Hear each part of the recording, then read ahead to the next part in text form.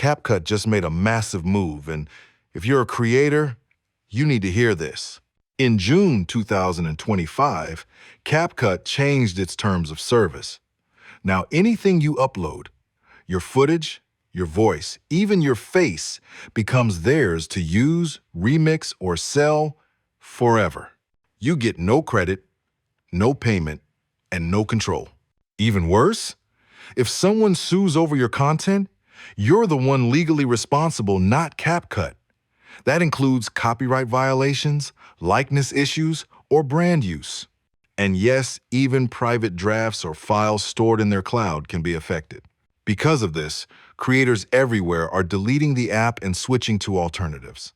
One alternative is DaVinci Resolve. It's free, powerful, has no watermark, and most importantly, it doesn't claim rights over your content.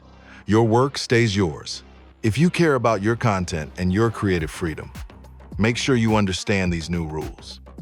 If you use CapCut, check out the video links in the description from other content creators and their thoughts on this.